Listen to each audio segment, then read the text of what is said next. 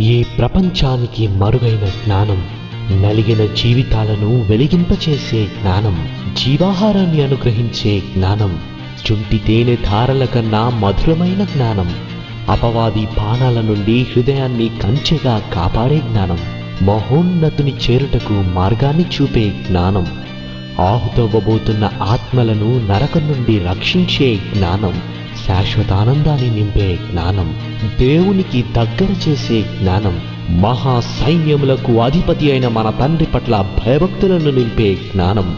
ఈ జ్ఞానాన్ని మీకు అందిస్తున్నవారు ట్రూ విజ్డమ్ మినిస్ట్రీస్.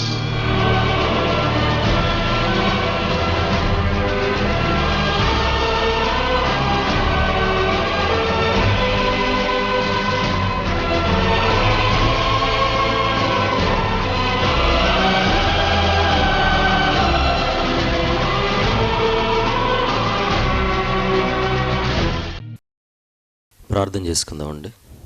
ప్రేమగల తండ్రి, కృపగల దేవ, మా అందరి జీవితాల్లో మరొక నూతన దినమును అనుగ్రహించి తండ్రి, అమూల్యమైనటువంటి సమయంలో మనందరినీ ఒక చోట కూర్చోబెట్టి మా ఆత్మలను రక్షించుటకు, శక్తిగల మీ మాటలు కొద్దిసేపు ధ్యానించుటకు, నేర్చుకున్నటకు తండ్రి మాకిచ్చిన ఈ ఆయుష్ని బట్టి, అవకాశంను బట్టి స్తుతులు చెల్లిస్తున్నాము.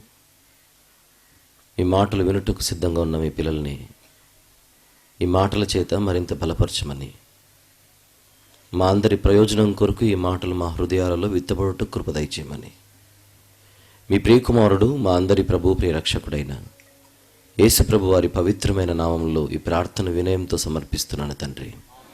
ఆమెన్. ప్రియమైన దేవుని వారలారా, చివరి రోజుకు దేవుడు మనల్ని గొప్పగా చేర్చాడు. కార్యారంభము కంటే కార్యాంతము మేలు. చూస్తుండగానే 5 రోజులు అయిపోలేదు. మొదటి రోజు మనం ఏదో అనుకున్నట్టు గుర్తు, తప్పదన్నట్టుగా మీరు వెళ్ళిపోవాలే కానీ మీలో ఎవరికి వెళ్ళిపోవాలని మాత్రం లేదు.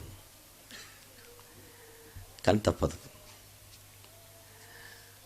ఒక 5 రోజుల కొరకు ఒక ప్రణాళికను రూపొందించుకొని అది దేవుని పాద సన్నిధిలో పెట్టి అందరూ కూడా భయభక్తులతో కేవలం ఆయనకు మాత్రమే సమస్త మహిమ, ఘనత, ప్రభావంలో కలగాలని ఒక ఉన్నతమైనటువంటి ఆలోచనలతో ఏర్పాటు చేసిన సదస్సులు, సభలే ఈ 5 రోజులు మనము కూడుకున్నటువంటివి. దేవుడు సత్యనారాయణ అన్న గారికి పుట్టించిన ఆలోచన, వేసిన విత్తనం, అది ఎదుగుతూ ఎదుగుతూ ఈరోజు ఇంత గొప్పగా ఈ ప్రాంతంలో ఒక మహావృక్షాన్ని తలపించే విధంగా పని ఇంత ఘనప్రదంగా జరగడానికి, మనందరి వెనుక దేవుడు ఉన్నాడు అనడానికి ఇంతకంటే గొప్ప నిదర్శనం ఏం కావాలి? చాలా సందర్భాలలో మన జీవితాల్లో దేవుడు ఎన్నో కార్యక్రమాలు చేస్తూ ఉంటాడు. అవి గుర్తించడంలో మనం ఫెయిల్ అవుతుంటాం. కానీ నిరీక్షణ లేని ఇతరుల వలె మనం చింతించకుండా మన దైనందిన జీవితంలో జరిగే ప్రతి కార్యక్రమం కూడా దేవుడు తన బలిష్టమైన చేతి క్రింద మనల్ని భద్రపరిచి నడిపిస్తున్నాడు అని మనము గట్టిగా నమ్మక తప్పదు. అసలు ఏ టెన్షన్ లేకుండా, ఎటువంటి రిమార్క్ లేకుండా, ఏ ఇబ్బంది లేకుండా అలా టైం గడిచిపోయింది చూడండి 5 రోజుల్లో. ఎంత చక్కని ఆత్మీయ భోజనాన్ని మనందరం కూడా స్వీకరించగలిగాం. ఈ సమయంలో దేవుడిచ్చిన ఈ చిన్ని అవకాశాన్ని బట్టి ముగింపు మాటలుగా కొన్ని మాటలు మీ దృష్టికి తీసుకొని వస్తాను, దయచేసి ఆలోచించండి. యేసుప్రభు వారు ఒక సందర్భంలో మాట్లాడుతూ ఆయన ప్రస్తావించిన ఒక మాటను ఒకసారి ఆలోచిద్దాం. బైబిల్ తెరిచి లూకా సువార్త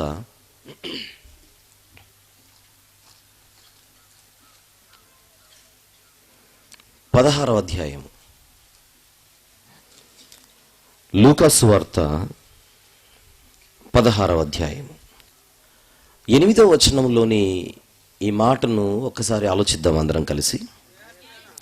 అన్యాయస్తుడైన ఆ గృహ నిర్వాహకుడు యుక్తిగా నడుచుకొనెనని వాని యజమానుడు వానిని మెచ్చుకొనెను. వెలుగు సంబంధుల కంటే, అంటే వెలుగు కుమారుల కంటే అన్నాడు కింద, వెలుగు సంబంధుల కంటే ఈ లోక సంబంధులు తమ తరమును బట్టి చూడగా యుక్తిపరులై ఉన్నారు అన్న మాట ఈరోజు కొద్దిసేపు మనం ఆలోచించాలి. ఒక రిపోర్ట్ ఇస్తున్నాడు చూడండి ప్రభు, అదొక రిపోర్ట్. అది వెలుగు సంబంధుల కంటే లోక సంబంధులు యుక్తిగా నడుచుకొనుచున్నారట. అది కేవలం ఆ తరానికి మాత్రమే అప్లై అవుతుందా, అన్ని తరాలకు అప్లై అవుతుందా? దాన్ని ఒకసారి మనం నిలబడి ఆలోచిస్తే అది ఒక యూనివర్సల్ ట్రూత్గా కనపడుతుంది, నిత్య సత్యంగా కనపడుతుంది. అసలు లోక సంబంధులు ఎలా ఉంటారు? వాళ్ళు ఏదైనా అనుకుంటే అది సాధించేంతవరకు నిద్రపోరు. అది మంచిదైనా పిచ్చిదైనా. రాత్రి సునీల్ అన్న గారు ప్రస్తావిస్తూ, ఒక వ్యక్తి ఒక గిన్నిస్ బుక్లో పేరు సంపాదించడం కోసం వృద్ధాప్యంలో కూడా చేసే పిచ్చి పిచ్చి చేష్టలు మనం చూడట్లేదు. కేవలం పుస్తకాల్లో పేరు నమోదు చేసుకోవడానికి ముసలి ప్రాయంలో కూడా పచ్చబొట్లు నొక్కించుకుంటున్నాడట. అదేదో గుండె దగ్గర గుట్టించుకుంటే పని అయిపోతుంది, ఏ టెన్షన్ ఉండదు అప్పుడు. అంటే పోయే కాలంలో కూడా మనిషికి ఒక పట్టుదల ఉంది. నేను పోయేలోపు నా పేరు ఎక్కడ చూడాలి? ఒక గిన్నిస్ బుక్లో నా పేరు నమోదు చేయించుకోవాలి. ఆ వరల్డ్ రికార్డ్స్ బుక్ని చూసినప్పుడు ఎంత సహజ సిద్ధానికి వ్యతిరేకమైనది అనగడుగా వ్యతిరేకమైనది కూడా వాళ్ళు చేస్తూ ఉండడం విడ్డూరంగా ఉంటుంది. ఒకడేమో ఇటుకలు తింటున్నాడు, మరొకడేమో మట్టి తింటున్నాడు, రాళ్ళు కొరికేస్తున్నాడు. ఒకడు గిన్నిస్ బుక్లో పేరు సంపాదించుకోవడం కోసం వరల్డ్ రికార్డ్ బుక్లో ఒకరోజు ఒక పెద్ద బాల్ తయారు చేశాడట. ఇంతకు దేంతో అని అడిగితే రబ్బర్ బ్యాండ్లతో. పోనీ ఎన్ని రబ్బర్ బ్యాండ్లు అని అడిగితే ఎక్కువేం కాదు, కానీ జస్ట్ ఒక 7 లక్షలు మాత్రమే. 7 లక్షల రబ్బర్ బ్యాండ్లతో వాడు బాల్ చేసి దానిపైన ఎక్కి కూర్చొని ఫోటో దిగాడు. వినడానికి అది వెర్రితనంగా ఉన్నా వాడి పట్టుదల చూడండి. 7 లక్షల రబ్బర్ బ్యాండ్లతో వాడు రబ్బర్ బాల్ తయారు చేయడం ఏంటి? ఎన్నిసార్లు వాడు ఫెయిల్ అయి ఉంటాడు ఈ క్రమంలో? ఆలోచించండి. జనరల్గా ఎన్నిసార్లు ఫెయిల్ అయి ఉంటాడు? మరొక ఇద్దరేమో ఏకంగా కొన్ని దశాబ్దాల పాటు గోర్లు పెంచారట. అసలు కట్టే నెయిల్సే కట్ చేయలేదు, గోర్లు పెంచారు. కొన్ని మీటర్ల కొద్ది పొడవు, కొన్ని మీటర్ల కొద్ది గోర్లు పెరగాలి అని అంటే దానికి ఎంత టైం పడుతుంది, ఎంత జాగ్రత్తలు తీసుకోవాలి? వినడానికి అది వెరితనంగా ఉన్న వాళ్ళ పట్టుదల చూడండి. మరొకడు ఏకంగా ఒక వారం రోజుల పైపాటు తనను సజీవంగా ఒక శవపేటికలో పాతిపెట్టేసుకొని కేవలము గాలి పీల్చడానికి మాత్రమే పైపుని బయటికి పెట్టించుకొని అన్నపానాలు మానేసి కొన్ని దినాల పాటు సజీవంగా లోపల ఉండిపోయాడు, భూమి లోపల. ప్రాణం మీదకి వస్తుందని తెలిసిన అతని పట్టుదల చూడండి, ఒక పుస్తకంలో పేరు కోసం. వీళ్ళందరూ ఎవరు? లోక సంబంధులు. కానీ ఆ లోక సంబంధులలో ఒక క్వాలిటీ కనబడుతుంది, అదే పట్టుదల. వారు అనుకున్న లక్ష్యాన్ని నెరవేర్చుకోవడం కోసం రాజీ పడట్లేదు. ఈ లక్షణాలన్నీ కూడా ప్రభు గమనిస్తున్నాడు ఆయన ఈ భూలోకంలో భౌతికంగా తిరిగినప్పుడు. వెంట్రుకలు పెంచేవాళ్ళు కొంతమంది, గోర్లు పెంచేవాళ్ళు కొంతమంది, ఇక మరొకడేమో కంప్లీట్గా అసలు మనం ఫ్రిడ్జ్లో నుంచి ఒక ఐస్ క్యూబ్ పట్టుకుంటేనే ఒక 10-20 సెకండ్లు పట్టుకోలేం సరిగా. రెఫ్రిజిరేటర్లోని ఐస్ క్యూబ్ను మనం పట్టుకోగలం, ఐస్ని అలా పట్టుకోగానే కొద్దిసేపు తీసేస్తాం. ఏకంగా కొన్ని గంటల పాటు, ఆల్మోస్ట్ 1 గంట 48 నిమిషాల సంథింగ్ చేంజ్, ఒక వ్యక్తి కంప్లీట్గా ఐస్లో ఉండిపోయాడు. 1 గంట, దాదాపు 2 గంటల సేపు అనుకుంటాను, నాకు లెక్క కరెక్ట్ గుర్తులేదు, కానీ కంప్లీట్గా ఐస్లో ఉండిపోయాడు 2 గంటల పాటే. కేవలం ఒక పేరు ఒక పుస్తకంలో కనబడడం కోసం. ఇక మరొక వ్యక్తి ఒళ్ళు నిజంగా గగ్గుర్లు పుట్టించేటువంటి సాహసాన్ని చేశాడు. కంప్లీట్గా తన వీపును అంటించేసుకున్నాడు, మంటతో వీపును అంటించేసుకున్నాడు.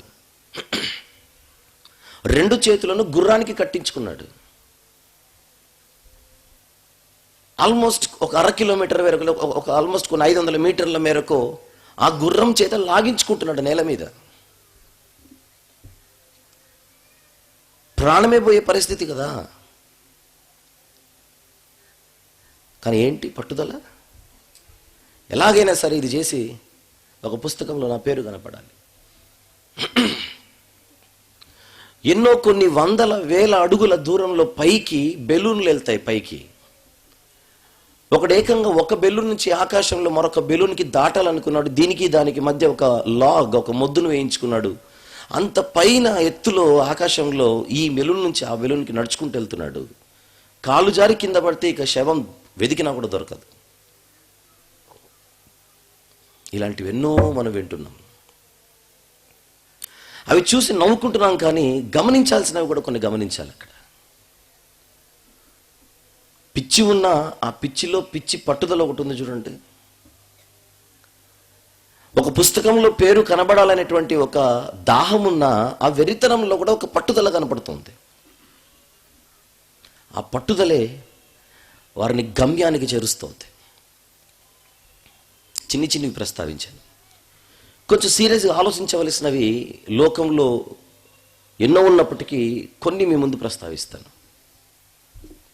చాలా సంవత్సరాల కిందట ఒక వ్యక్తి 21 సంవత్సరాలకి ఒక వ్యాపారం ప్రారంభించి ఫెయిల్ అయ్యాడు. ఆ సంవత్సరమే ఫెయిల్ అయ్యాడు. 22వ సంవత్సరమున రాజకీయాల్లో ఒక ఎలక్షన్లో నిలబడ్డాడు, ఓడిపోయాడు. మళ్ళీ 24వ సంవత్సరాన మళ్ళీ బిజినెస్ స్టార్ట్ చేశాడు, అది ఎగిరిపోయింది, ఫెయిల్యూర్. 26వ సంవత్సరాన తను ఎంతగానో ప్రేమించే తన భార్య అనుకుంటాను, ఆవిడ చనిపోయింది. 27వ సంవత్సరాన తన శరీరంలో నాడీ వ్యవస్థ దెబ్బతిని తన ఆరోగ్యం మొత్తం పడిపోయింది. 34వ సంవత్సరాన కొంచెం ఆరోగ్యం కోలుకున్న తర్వాత మళ్ళీ ఎలక్షన్లో నిలబడ్డాడు. ఎప్పటికైనా ఒక రాజకీయ నాయకుడు కావాలనేది అతని ఉద్దేశం. కానీ 34వ ఏట ఆ ఎలక్షన్లో మళ్ళీ ఓడిపోయాడు. మళ్ళీ ఎలక్షన్లో నిలబడడానికి చాలా టైం పట్టింది. ఏకంగా 45వ సంవత్సరం వరకు వెయిట్ చేశాడు అతను. 34 నుంచి 45. 45వ ఏట మళ్ళీ ఎలక్షన్లో నిలబడ్డాడు, మళ్ళీ ఓడిపోయాడు. 47వ సంవత్సరాన ఆ దేశానికి వైస్ ప్రెసిడెంట్గా ఏదో అవకాశం వస్తే దానికి పోటీ పడ్డాడు. ఆ వైస్ ప్రెసిడెంట్ పోస్టుకు కూడా 47వ సంవత్సరంలో పోటీ పడితే అక్కడ ఓడిపోయాడు. 49వ సంవత్సరాన మళ్ళీ ఎలక్షన్లో నిలబడి 49వ సంవత్సరం కూడా ఓడిపోయాడు. చివరికి 52వ సంవత్సరాన ఈసారి ఏకంగా ఎలక్షన్లో నిలబడి గెలిచి అమెరికా లాంటి అగ్రరాజ్యానికి అధ్యక్షుడయ్యాడు. ఎవరు? Abraham Lincoln. 21 ఎక్కడ, 52 ఎక్కడ? కథ కాదు, యథార్థ గాథ. తన లక్ష్యం ఎప్పటికైనా పెద్ద పీఠంపై నేను కూర్చోవాలి, దాని కొరకు నేను కన్ను మూసేంత వరకు రాజీపడను. అమెరికా అధ్యక్షుడు అయ్యేంత వరకు అసలు సక్సెస్ అనేది అతనికి తెలియదు, విజయం అనేది అతనికి తెలియదు. కానీ చివరికి గెలిచాడు, అమెరికాకే అధ్యక్షుడయ్యాడు. ఏమంటారు దీన్ని? పట్టుదల. ఇక మరొక వ్యక్తి 5వ ఏట తండ్రి చచ్చిపోయాడు. అతనికి 16 సంవత్సరాలకే చదువులని వదిలేయాల్సి వచ్చింది తన కుటుంబ పరిస్థితిని బట్టి. 17వ ఏటకే ఒక 4 జాబుల్లో చేరితే 4 జాబుల్లో ఫెయిల్ అయిపోయి అతను పనికిరాడని వదిలేశారు. 18 సంవత్సరాలకే పెళ్లి చేసుకోవాల్సి వచ్చింది. 19 సంవత్సరాలకి తండ్రి అయ్యాడు ఒక పాపకి. 20వ ఏట భార్య తన బిడ్డను తీసుకుని తను వదిలేసి పర్మనెంట్గా వెళ్ళిపోయింది. 18 సంవత్సరాల నుంచి 22వ సంవత్సరం వరకు రైల్వేలో చిన్ని ఉద్యోగం చేశాడు. కానీ అది అతనికి సూట్ అవ్వలేదు, లేదా నడవలేదు, ఫెయిల్ అయ్యాడు అక్కడ. ఆర్మీలో చేరుద్దామని ఆర్మీలోకి వెళ్తే అక్కడ కూడా అతన్ని వదిలేశారు, పనికిరాడని. తర్వాత వచ్చి ఒక ఇన్సూరెన్స్, తర్వాత ఒక లా చదవాలి అనే ఆశతో ఒక లా కాలేజీలో చేరాలని చేస్తే అతను అడ్మిషన్ రిజెక్ట్ చేశారు. తర్వాత ఒక ఇన్సూరెన్స్ కంపెనీలో ఒక సేల్స్ మ్యాన్గా చేస్తే అసలు నీ పనే బాగలేదు, వదిలే అని చెప్పేసి అతన్ని తీసేశారు ఆ కంపెనీలో నుంచి. చిట్ట చివరికి ఒక చిన్న హోటల్లో, గవర్నమెంట్కి సంబంధించిన ఒక చిన్న హోటల్లో అంట్లు తోమేవాడుగా చేరాడు. అంట్లు తోముతూ వంట చేస్తూ కుక్కుగా, చాలా చిన్న ఉద్యోగం. అందులోనే జీవితాంతం అలా 65వ సంవత్సరం వరకు, వినండి ఇది, అతనికి 65వ సంవత్సరం వచ్చేంత వరకు అదే హోటల్లో ఆ చిన్న అంట్లు తోమడం, వంట చేయడం, అదే పని. 65వ సంవత్సరాన అతన్ని ఇంకా రిటైర్మెంట్ తీసుకోమని చాలా చిన్ని మొత్తం, ఒక $100 చెక్ ఇచ్చి పంపించేశారు. ఉన్న ఆ చిన్న పని కూడా పోయేసరికి ఈ వృద్ధుడికి జీవితం మీద విరక్తి కలిగి కూర్చుని, నేను దేనికి పనికిరానా, ఇదేనా నా జీవితం, ఇంత మాత్రానికి నేను బ్రతకవలసిన అవసరం ఏముంది, సూసైడ్ చేసుకుందాం డిసైడ్ అయ్యి వెళ్ళి ఒక చెట్టు కింద కూర్చొని తన చివరి మాటలు తన డైరీలో రాసుకుందామని కూర్చున్నాడు. కానీ ఆ ముగింపు మాటలు రాసుకుంటే ముందుగా ఎందుకో ఒక చిన్న ఆలోచన, అసలు నేను దేనికి పనికిరానా, నాకంటూ ఏ పని చేత కాదా, నా జీవితంలో ఇన్ని సంవత్సరాలు ఇప్పుడు చేసిన పనుల కంటే ఇక వేరే పనులు ఏది నేను చేయలేనా, ఒకవేళ నాకు అవకాశం ఉంటే, ఇప్పుడు నాకు ఏదైనా అవకాశం వస్తే నేనేం చేయగలను, ఇంతకు నా స్ట్రెంగ్త్ ఏంటి, బ్రతకడానికి ఏదో కష్టపడ్డాను కానీ ఇంతకు ఇప్పుడు నేను చేసిన వాటికంటే ఇంకే గొప్ప పని కూడా నేను చేయలేనా అని 65వ సంవత్సరాన్ని ఆలోచించాడు. తనకున్న స్ట్రెంగ్త్ ఏంటో, తనకున్నటువంటి బలం ఏంటో, ఏ పనిలో తనకు మంచి పనితనం ఉందో అని ఆలోచిస్తే, ఇంతకాలం తను వంట చేశాడు కదా, ఆ వంట చేయడంలో మంచి పట్టుంది కదా నాకు అని ఆలోచిస్తూ, తన తల్లి చిన్నప్పుడు చికెన్ ఎలాగ చేయాలో ఒకసారి నేర్పించిందట, ఒక స్పెషల్ ఐటెం చికెన్తో. అప్పుడు అరే, ఈ ఐటెం నాకు తెలిసిన వారిలో ఎవరూ చేయలేదు. చిన్నప్పుడు మా అమ్మ నేర్పించిన ఈ రెసిపీ, మా అమ్మ నేర్పించిన ఈ చికెన్కి సంబంధించిన ఐటెం నాకు పరిచయం ఉన్న ఇన్ని దశాబ్దాలలో ఎవరూ చేయలేదంటే అది నాకు మాత్రమే వచ్చు, నాలాగా ఎవరూ చేయలేరు అని, ఎలాగైనా దీన్ని ట్రై చేద్దాం అని డైరీలో చావు మాటలు రాసుకోవాలనుకున్న ఆయన మ్యాటర్ మార్చి చికెన్ చేద్దామని రాసుకున్నాడు. కానీ చికెన్ కొనడానికి డబ్బులు లేవు. వెంటనే ఎవరి దగ్గర ఒక $85-89 అప్పు తీసుకొని వెళ్ళి చికెన్ కొని దాన్ని తను అనుకున్నట్టుగా, తన తల్లి నేర్పించినట్టుగా తయారు చేశాడు. ఇప్పుడు ఏం చేయాలి, దాన్ని తీసుకొని బయట అమ్మాలి. అమ్మడానికి బయలుదేరితే ఏ హోటల్కి వెళ్ళినా ఎవరూ యాక్సెప్ట్ చేయట్లేదు, ఏ ఇంటి తలుపు తట్టినా ఎవరూ యాక్సెప్ట్ చేయట్లేదు. వద్దు వద్దు వద్దు వద్దు వద్దు, ఇతని అవతారం అలా ఉంది. అయితే రోడ్లెంబడి ఎవరైనా దోశలు ఇడ్లీలు అమ్మారనుకోండి, అంత వెయిట్ ఉండదు. అదే అంతకంటే చెత్త దోశ $20 ఎక్కువ పెట్టి బయట తింటాం మళ్ళీ, ఎందుకంటే కొంచెం కనబడాలి, ఉండాలి కదా, కొంచెం మేకప్ ఉండాలి, ప్యాకప్ చేసుకుని వెళ్ళిపోయేలా ఉండకూడదు, హంగామా ఉండాలి కొంచెం. కానీ ఇతన్ని చూస్తుంటే ఆ చికెన్ ఎవరు కొనట్లేదు. అలా అతను ఎన్ని చోట్ల తిరిగాడో చెప్పనా, తాను తలుపు తట్టిన ఇండ్లు, తలుపు తట్టిన హోటళ్ళు మొత్తం లెక్క పెడితే 1009 హోటల్, 1009 ఇందులో ఇండ్లు ఉన్నాయి, హోటల్స్ ఉన్నాయి. అంటే ఆల్మోస్ట్ 1000కి పైగా ప్రయత్నాలు చేశాడు. నేను చేసిన ఐటెం ఒక్కసారి మీరు తీసుకొని ట్రై చేయండి అని. 1009, 1019 అన్ని తలుపులు తట్టిన తర్వాత ఏ 1010, 1020 ఇల్లు తెరిచి లేదా హోటల్ తెరిచి రైట్ ట్రై చేద్దాం ఎస్ అని తీసుకొని ఆ చికెన్ చాలా బాగుందని సర్టిఫికెట్ ఇచ్చారు. ఆ సర్టిఫికెట్ ఇవ్వడానికి అతను చేసిన ప్రయత్నాలు 1000కి పైగా. ఏ వయసులో? 65వ ఏట. ఆత్మహత్య చేసుకోవాలనుకున్నాడు, కానీ ఇప్పుడు ప్రయత్నాలు మొదలుపెట్టాడు. ఆ వ్యక్తి తయారు చేసిన చికెన్ ఐటమే ఈరోజు ప్రపంచమంతా ఫేమస్ చికెన్ ఐటమ్ అయిపోయింది. అదే KFC చికెన్. కొలనల్ శాండర్స్ ఇతని పేరు. ఈరోజు ఈ కేఎఫ్సి సెంటర్స్ ఎన్ని ఉన్నాయి చెప్పనా? 123 దేశాలలో ఉంది కేఎఫ్సి బ్రాంచెస్. 20,000కు పైగా బ్రాంచ్లు ఈరోజు. 20,000కు పైగా. ఇప్పుడు 85 సంవత్సరాలకు పైగా అతని వయస్సు. ప్రపంచంలోనే అతిపెద్ద ఈ హోటల్ దానిలలో కేఎఫ్సి 2వ స్థానంలోనే ఎంతలో ఉంది ఇప్పుడు. ఈరోజు ప్రపంచంలోనే కోటీశ్వరుడయ్యాడు ఇతను. చికెన్ కొనడానికి డబ్బులు లేని ఏజ్ 65. కరెక్ట్గా 20 సంవత్సరాల లోపే అతను ప్రపంచ కోటీశ్వరుడయ్యాడు. చూడండి ఏమిటి పట్టుదల. 65 సంవత్సరాలకి ఇక రేపో మాపో లెక్కలు పెట్టుకోవాలి. కానీ ఎంత సంపాదించాలో లెక్కలు కట్టుకున్నాడు ఈయన. దినాలు కాదు లెక్క పెట్టింది, నేనేదో సాధించాలి. యేసుప్రభు చెప్పింది కరెక్ట్గా అప్లై అవ్వట్లేదు. ఈ లోక సంబంధులు యుక్తిగా నడుచుకొని వచ్చున్నారట వెలుగు సంబంధుల కంటే.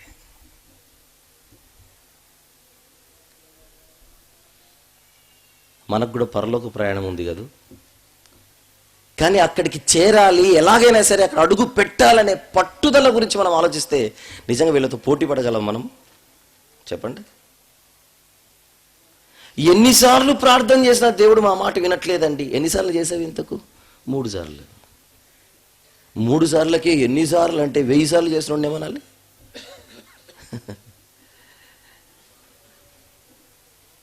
మరొక వ్యక్తి, ఇతనికి చెవులు సరిగా వినపడవు,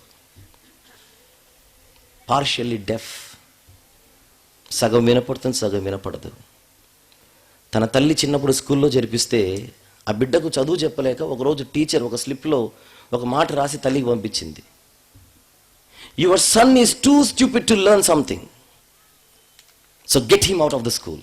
అంటే మీ వాడికి మేము చదువు చెప్పేవాడు, వాడు నేర్చుకోవడానికి అసలు దేనికి వాడు పనికిరాడు, ఇలాంటి వాడు మా స్కూల్లో వద్దు, పంపించేస్తాను, స్కూల్ నుంచి తీసుకొని వెళ్ళిపోని స్లిప్ రాసి పంపించింది ఎంత అమర్యాదగా. ఇంటికి వచ్చి ఆ బిడ్డ చిన్నప్పుడు తన తల్లికి ఆ స్లిప్ చూపిస్తే తల్లి గుండె పగిలింది. నా బిడ్డ దేనికి పనికిరాడా? వినపడ్డం సరిగా రాదన్న ఉద్దేశంతో టీచర్ చెప్పే పాఠాలు తనకు సరిగా వినపడట్లేదు. మరి కానీ నా బిడ్డను నేను తయారు చేస్తాను, నా బిడ్డకు నేనే టీచర్ అవుతానని స్కూల్ మొత్తం మానిపించేసి ఇంట్లో కూర్చోబెట్టి ఆ తల్లి ఆ బిడ్డకు పాఠాలు చెప్పడం ప్రారంభించింది. రోజు రోజుకి ఈ బిడ్డలో జ్ఞానం పెరుగుతోంది. ఆ బిడ్డే పెరిగి పెద్దవాడయ్యాడు.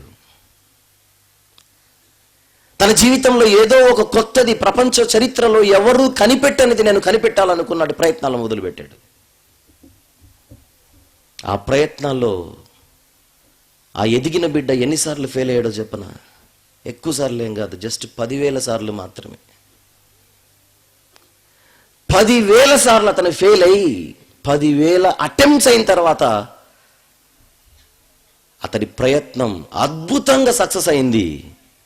దాని ఫలితమే ఈరోజు మనం అనుభవించే electrical bulb, Thomas Alva Edison. ఈ బల్బ్ ఈరోజు అనుభవిస్తున్నాం, కానీ ఈ బల్బ్ ఇలా రావడానికి అతను ఎన్నిసార్లు ప్రయత్నం చేశాడు? 10,000 సార్లు. తన జీవితంలో బడికి వెళ్ళింది కేవలం 3 నెలలు మాత్రమే. అతను కేవలం 3 నెలలు మాత్రమే. ఇంట్లో తల్లి దగ్గర పెరిగినవాడు, తల్లి దగ్గర పాఠాలు నేర్చుకున్నవాడు. కానీ తనకంటూ ఒక లక్ష్యం ఉంది. అది సాధించడానికి ఎంతైనా సరే నేను రాజీ పడకుండా ముందుకు వెళ్ళాలనుకున్నాడు. 10,000 సార్లు. ఈ లోకస్తులతో మనం పోటీ పడగలమా చెప్పండి ఒక్కసారి. నిన్న బ్యాప్టిజం తీసుకున్నారు కొంతమంది, ఆల్రెడీ ఎప్పుడో తీసుకున్న వాళ్ళు ఉన్నారు. ఇప్పుడు మీకు ఇక స్టార్ట్ అయింది జర్నీ. అంతము వరకు ఏం చేయాలట? సహించాలి, నమ్మకంగా ఉండాలి. మీకున్న ఈ విశ్వాసము తుదమట్టుకు గట్టిగా చేపట్టిన ఎడలనే నీవు నీ గమ్యాన్ని చూడగలవు. కానీ నీకు ఆ పట్టుదల ఉందా? అంతము వరకు నా విశ్వాసాన్ని నేను కాపాడుకోవాలనే పట్టుదల ఎంతుంది? పట్టుదల పరలోకానికి ఒక మెట్టు వంటిది. అది లోకస్తులు రుజువు చేస్తున్నారు ఈరోజు మన కళ్ళ ముందు. వాళ్లకు ఉన్నది మనకు లేనిది ఏంటని అడిగితే ఈ కీలకమైనటువంటి ఒక గుణం, లక్షణం. వాళ్లకు మించిన పట్టుదల మనకు ఉండాలి. వాళ్ళతో పోటీలోనే నిలవట్లేదు మనం.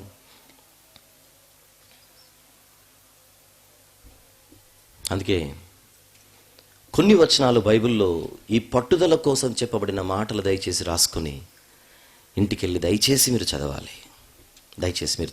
సమూయేలు మొదటి గ్రంథం 7వ అధ్యాయం. సమూయేలు అనేటువంటి దైవజనుడు ప్రజలకిస్తున్నటువంటి ఎంత గొప్ప సూచన ఇక్కడ చూద్దాం. 3వ వచనం. సమూయేలు మొదటి గ్రంథం 7వ అధ్యాయం 3వ వచనం.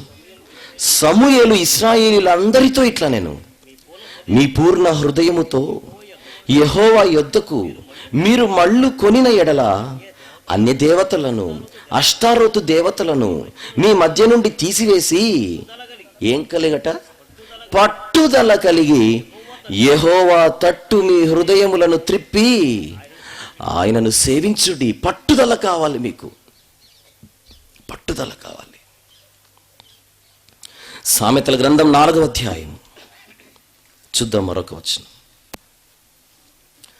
సామెతల గ్రంథం 4వ అధ్యాయము 4వ వచనం చూద్దాం ఒక్కసారి. ఆయన నాకు బోధించుచు నాతో ఇట్లా నేను నీ హృదయము పట్టుదలతో నా మాటలను పట్టుకొన నిమ్ము, నా ఆజ్ఞలను గైకొనిన ఎడల నీవు బ్రతుకుదువు. పట్టుదల కావాలి. దేవుని పిల్లలకు, వెలుగు సంబంధులకు పట్టుదల కావాలి. ఆ పట్టుదల లేకపోతే పరలోకంలో ఒక్క మెట్టు కూడా ఎక్కలేని పరిస్థితి మనది.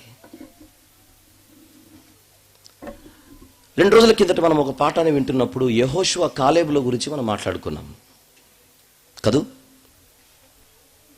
కాదేషు బర్నయ్య అనే ప్రాంతం నుంచి మోషే గారు వేగుల వారిని పంపినప్పుడు మిగిలిన వాళ్ళందరూ కూడా నెగిటివ్ రిపోర్ట్ తెచ్చినప్పుడు వీళ్ళిద్దరూ మాత్రమే గట్టి రిపోర్ట్ తెచ్చి కరెక్ట్గా రిపోర్ట్కి స్టిక్ ఆన్ అయి ఉన్నారు.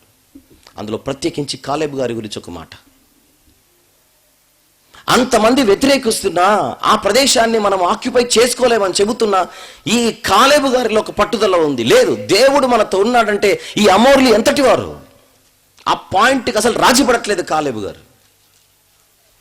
అప్పుడు ఆయన వయసు 40. కాలేబు యొక్క పట్టుదల చూసి మోషే గారు ఇంప్రెస్ అయిపోయి అన్నాడు, నా దేవునిపై నువ్వు పెట్టుకున్న నమ్మకం చాలా గొప్పది.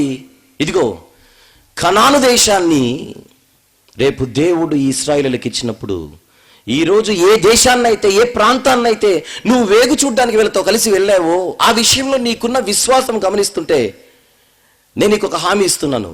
నేను బతికున్నా లేకపోయినా ఆ టైంకి ఉండనప్పటికీ నాకు తెలుసు, కానీ ఆ ప్రాంతం మాత్రం కాలేబు నీదే. ఈరోజు అమోరీలు ఉన్నటువంటి ప్రాంతం రేపు నువ్వు నీ సంతానము నిత్యము స్వాస్థ్యంగా ఖచ్చితంగా దేవుడు మీకు ఇస్తాడు. నీకున్న విశ్వాసం అలాంటిది. ఎంత పట్టుదలగా అందరూ వ్యతిరేకిస్తున్న కాలేబు, యెహోషువలు మాత్రం రాజీ పడట్లేదు. నా తర్వాత యెహోషువ నాయకత్వంలో ఖచ్చితంగా మీరందరూ కలిసి ఆ వాగ్దాన దేశానికి ప్రవేశించినప్పుడు ఈ ప్రాంతం మాత్రం నీకు, నీ సంతానానికి. అప్పుడు ఆయన వయసు 40. మోషే గారు ప్రామిస్ చేశారు, కానీ ఆ వాగ్దానం నెరవేరడానికి ఎంత టైం పట్టిందో చెప్పనా? మరొక 40 సంవత్సరాలు పట్టింది. మోషే గారు చేసిన వాగ్దానం కాలేబు గారి జీవితంలో నెరవేరడానికి పట్టిన కాలం ఎంత? మరొక 40. అంటే 40వ ఏట వాగ్దానం వస్తే అది నెరవేరడానికి 80వ ఏట వరకు అతను ఎదురు చూడవలసి వచ్చింది. మధ్యలో ఎక్కడైనా కాలేబు తన విశ్వాసాన్ని కోల్పోయి ఉంటే డెసిషన్ మారేది. కానీ కాలేబు గారు ఎక్కడ విశ్వాసాన్ని కోల్పోలేదు. మోషే గారు ఇచ్చిన వాగ్దానం కాస్త యెహోషువ గారి నాయకత్వంలో ఎలా నెరవేరిందో చూద్దాం కాలేబు గారి జీవితంలో. యెహోషువ గ్రంథం 14వ అధ్యాయం. దయచేసి మీరు 6వ వచనం నుంచి 15వ వచనం వరకు రాసుకోండి. 6 నుంచి 15 రాసుకోండి. అయితే మనం ఒక్క వచనాన్ని చూద్దాం 13 నుంచి.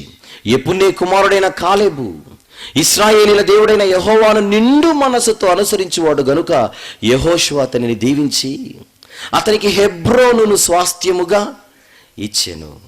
కాబట్టి హెబ్రోను యెఫున్నె అను కెనేజీయుని కుమారుడైన కాలేబునకు నేటి వరకు స్వాస్థ్యముగా ఉన్నది. అతని వయసు మనం గమనిస్తే ఆ వచనాలలో 7వ వచనం, దేశమును వేగు చూచుటకు యెహోవా సేవకుడైన మోషే కాదేషు బర్నేయలో నుండి నన్ను పంపినప్పుడు నేను 40 ఏండ్ల వాడను, ఎవ్వరికి భయపడక నేను చూచినది చూచినట్టే అతనికి వర్తమానం తెచ్చి తిని అంటున్నాడు. మరి ఇప్పుడు అతని వయసు 10వ వచనం, యెహోవా చెప్పినట్లు యెహోవా మోషేకు ఆ మాట సెలవిచ్చినప్పటి నుండి ఇశ్రాయేలీయుల అరణ్యంలో నడిచిన ఈ 45 ఏండ్లు ఆయన నన్ను సజీవునిగా కాపాడి ఉన్నాడు. ఇదిగో నేనిప్పుడు 85 ఏండ్ల వాడను, క్షమించండి 85, 45 సంవత్సరాలు, 40 కూడా కాదు, 45 సంవత్సరాల పాటు ఎదురు చూస్తే ఆ వాగ్దానం నెరవేరింది. 2 రోజులకే నెరవేరాలంటే అవ్వదు. కాలేబులో లేనిది తొందరపాటు, కాలేబు గారిలో ఉన్నది పట్టుదల. ఏదో దేవుడు వాగ్దానం చేశాడు రేపు మాపు నెరవేరుస్తారంటే అవ్వదు, ఎదురు చూడాలి. అది మనకు లభించేంత వరకు పట్టుదలలో పట్టు విడవకుండా నిలబడాలి. అది కాలేబు గారి జీవితం ఒక నిదర్శనం, ఒక సాక్ష్యం మనకు. చివరి వరకు ఆయన నిలబడ్డాడు, హెబ్రోన్ను సంపాదించాడు. ఎంత గొప్ప సాక్ష్యం కాలేబు గారిది. యేసుప్రభు ఏమంటున్నాడు, తరాలను చూస్తుంటే వెలుగు సంబంధుల కంటే లోక సంబంధులు యుక్తిపరులు. చివరికి ఒక ప్రస్తావన చేస్తాను. యేసు ప్రభుతో తిరిగిన వాళ్ళందరూ చివరి వరకు నీతోనే ఉంటాము ప్రభు అన్నోళ్ళందరూ కూడా కొంచెం కష్టాలు రాగానే ఎగిరిపోయారు. చూడండి, కాపరి మీద దెబ్బపడగానే గొర్రెలు చెదిరిపోయాయి. కానీ ఆయనను చంపించాలనుకున్న యూదులు మాత్రం, లోకస్తులు, ఏ లక్షణముతో వాళ్ళు ఎలాంటి ప్రయత్నాలు చేశారో లూకాసు వార్త 23లో చూద్దాం. ఆయన పక్షాన నిలబడవలసిన వాళ్ళు పారిపోయారు. ఆయనను చంపాలనుకున్న వాళ్ళు ఏం చేస్తున్నారో చూద్దాం. లూకాసు వార్త 23 మీరు మొదటి నుంచి 5 వచనాలు రాసుకోండి, కానీ 5వ వచనం మాత్రం చూద్దాం. అయితే వారు, ఇతడు గలిలయ దేశం మొదలుకొని ఇంతవరకు యూదయ దేశమందంతటా ఉపదేశించుచు ప్రజలను రేపుచున్నాడని మరింత పట్టుదలగా చెప్పారట. వాళ్ళ పట్టుదలే చివరికి యేసు ప్రభువుని సిలువ వరకు వెళ్ళేలా చేసింది. అలాగని యేసుప్రభు తన ప్రాణాలు అర్పించలేదని కాదు, యేసుప్రభు తనంతట తానే ప్రాణం పెట్టాడు, అది వేరు సంగతి. కొద్దిసేపు ఈ సీన్లో వీళ్ళ లక్షణం చూడండి. పిలాతు అంటున్నాడు, ఆయనలో నాకు ఏ నేరము కనబడ్డం లేదయ్యా, మరణానికి తగిన నేరం ఆయన చేసినట్టుగా నాకు ఎక్కడ కనబడట్లేదు. మళ్ళీ మీరేంటంటే వాళ్ళు అసలు రాజీ పడట్లేదు. పట్టుదల పట్టుదల పట్టుదల పట్టుదల. ఆయన రక్తాన్ని మేము కళ్ళ చూసేంత వరకు నిద్రపోం. పౌలు గారి జీవితంలో కూడా పౌలును దారి మధ్యలో హతమార్చాలని కొంతమంది యవనస్తులట పౌలు చావు చూసేంతవరకు మేము అన్నపానములు పుచ్చుకోమని పట్టుదలగా ఒక శపథం చేశారట. ఎంత దారుణమైన పరిస్థితి. అసలు ఈ గుణం ఎవరిలో ఉండాలి? దేవుడు అంటున్నాడు తన పిల్లలలో కావాలి. ఇది మనలో ఉండవలసిన లక్షణాలు లోకస్తులలో కనపడుతున్నాయేంటి? ఈ 3 వచనాలు రాసుకుని మనం ప్రార్థన చేసుకుందాం. రోమీయులకు రాసిన పత్రిక 12వ అధ్యాయం. దేవుని మనస్సు ఆయన గ్రంథంలో ఎలా కనబడుతుందో చూద్దాం. 12వ అధ్యాయం, రోమీయులకు రాసిన పత్రిక 12వ అధ్యాయం. వచనము కూడా 12. నిరీక్షణ గలవారై సంతోషించుచు శ్రమయందు ఓర్పు గలవారై ప్రార్థన యందు పట్టుదల కలిగి ఉండుడి. మీరు శోధనలో పడుకుంటున్నట్లు ఏం చేయమన్నాడు? ప్రార్థన చేయాలి. ఆత్మీయ జీవితం గట్టిగా ఉండాలి. ఎఫెసీ పత్రిక 6వ అధ్యాయం, 18వ వచనం, 17వ వచనం, 18వ వచనం చూద్దాం. ఆత్మ వలన ప్రతి సమయమందును ప్రతి విధమైన ప్రార్థనను విజ్ఞాపనను చేయుచు ఆ విషయమైన సమస్త పరిశుద్ధుల నిమిత్తము పూర్ణమైన పట్టుదలతో విజ్ఞాపన చేయుచు మెలకుగా ఉండుడి, పట్టుదల కావాలి. 20వ వచనం, దానిని గురించి నేను మాట్లాడవలసినట్టుగా ధైర్యంతో మాట్లాడుటకై వాక్శక్తి నాకు అనుగ్రహింపబడినట్లు నా నిమిత్తము పూర్ణమైన పట్టుదలతో విజ్ఞాపన చేయించు మెలకుగా ఉండుడి. నేను చూడాలనుకుంటుందే ఈ లక్షణం అంటున్నాడు దేవుడు తన భక్తుల ద్వారా. ఏదో 2-3 ప్రయత్నాలు చేసి చల్లారిపోవడం కాదు. God sees the truth but weights అని అంటారు ఇంగ్లీష్లో. దేవునికి అన్నీ తెలుసు, కానీ ఆయన ఎదురు చూస్తాడు. టైం రావాలి. నిజంగా మనం ఆయనకు యథార్థంగా ఆయన దృష్టిలో బ్రతికితే, ఆయన ఎందు నిజంగా భయభక్తులు కలిగిన వారమైతే, పరలోకం మనకు కాకపోతే ఎవరికి ఇస్తాడు? చేసిందే మన కోసం, కానీ రమ్మన్నాడు. చిన్నప్పుడు చదువుకున్న కథల్లో పట్టుదల తాబేలులో కనపడింది, కుందేలులో కనపడలేదు. అసలు ఎవరు గెలవాలి రేసులో? కుందేలు గెలవాలి. కుందేలు ఆగిపోయింది. గెలవాల్సిన కుందేలు ఆగిపోయి ఓడిపోవాల్సిన తాబేలు గెలిచింది. ఊరేసుకొని చావాలి కుందేలు అక్కడ. మీరు నమ్మరు, కానీ కథనే కాదు, మొన్న నిజంగా పోటీ పెట్టారు. అది నిజంగా ఎవరికైనా దొరికితే తీయండి, తర్వాత ఇప్పుడు కాదు. నిజంగానే తాబేలుకు కుందేలుకు నిజంగా రేస్ పెట్టారు. నేను చూశాను వీడియో కూడా. కథలో ఉన్నది ఉన్నట్టుగా కుందేలు మధ్యలో ఆగిపోయింది, తాబేలు వెళ్ళిపోయింది. కథనే అనుకున్నాను, ఇది గాథ కూడా. తాబేలుకున్న పట్టుదల ఎవరికి లేదు? కుందేలుకి లేదు. సోమరతనం కుందేలు మధ్యలో ఆగిపోయి తలకాయ తిప్పి చూస్తోంది. ఇటువైపు అటువైపు చూస్తూ కుందేలు మధ్యలో ఆగింది. ఎదురుగున్న గోళ్ళు మాత్రమే చూస్తూ తాబేలు నడిచింది. కరెక్ట్గా కుందేలు చూస్తుంటే ఎవరు కనపడుతున్నారు మీకు? మనం కనపడట్లేదు. గెలవాల్సిన మనం ఓడిపోతున్నాం. తాబేలు గెలవడం ఏంటి?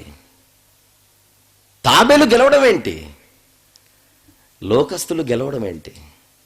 కానీ లోకస్తులే గెలుస్తున్నారు. గెలవాల్సిన మనం ఓడిపోతున్నాం. ఇక మీదట మన జీవితాల్లో అది రివర్స్ అవ్వాలి. మనమే గెలవాలి, తాబేలు ఓడాలి. కథ మారుద్దామా మరి? ఇక మీదట కథ మారాలి. ఇక మీదట మన జీవితాల్లో కుందేలే గెలవాలి, మనమే కుందేళ్ళం. సైడ్ అవ్వకూడదు, ముందుకు వెళ్ళాలి. పౌలు గారు అంటున్నారు, వెనుకున్నవి నేను మరచి ముందున్న వాటికే సాగిపోతున్నాను. నేను గెలిచితినని నేను మాత్రం నేను అనుకోవడం లేదు. పందెమంది ఇంకా పరిగెత్తుతున్నాను. చివరి వరకు, ఈ పోరాటం అయిపోయేంత వరకు నేను కాంప్రమైజ్ కానంటున్నాడు ఫిలిప్పీ పత్రికలో పౌలు గారు. ఇలాంటి భక్తుల జీవితాలు బైబిల్లో మన చేతిలో ఉన్నప్పుడు ఈ సెమినార్లు అయిపోయాయనే బాధొద్దు. బైబిల్ మీ చేతిలో ఉన్నది కనుక దుష్టుల ఆలోచన చొప్పున నడవక, పాపుల మార్గమున నిలువక, అపహాసకులు కూర్చుండే చోట కూర్చుండే టైం వేస్ట్ చేసుకోక, అంతే కదా. దేవుని వాక్యమందు ఆనందించుచు దివారాత్రము దానిని ధ్యానిస్తే ఎంతమంది భక్తులు లేవు. చివరికి ఇంత గొప్ప సాక్షి సమూహము మేఘము వలె మనల్ని ఆవరించి ఉన్నందున ఏం చేయాలట? సులువుగా చిక్కున పెట్టు ప్రతి పాపమును విడిచిపెట్టి విశ్వాసమునకు కర్తయు దాన్ని కొనసాగించువాడైన యేసు వైపు చూద్దాం. పట్టుదలకు మారు పేరే యేసు ప్రభు. మచ్చ లేకుండా సిలువ వరకు ఆయన వెళ్ళాడనంటే ఆయనలోని పట్టుదల ఎంత పెద్దది, ఎంత గొప్పది. ఆయనకు మించిన స్ఫూర్తి మనకు లేరు, ఆయనకు మించిన ఇన్స్పిరేషన్ ఎవరు మనకి ఇవ్వలేరు. ఆయనే మనకు స్ఫూర్తి, ఆయనే మనకు మార్గదర్శి. ఆయన చూపిన అడుగుజాడల్లో మనం నడిస్తే పరలోకం ఖచ్చితంగా సాధ్యమే. పట్టుదల పరలోకానికి ఖచ్చితంగా మెట్టు కాగలదు. I wish you all the best. ప్రార్థన చేసుకుందాం. ప్రేమగల తండ్రి, మంచి మాటలతో తండ్రి మీ పిల్లలు బలపడుటకు మీరు చేస్తున్న సహాయాన్ని బట్టి స్తుతులు చెల్లిస్తున్నాం.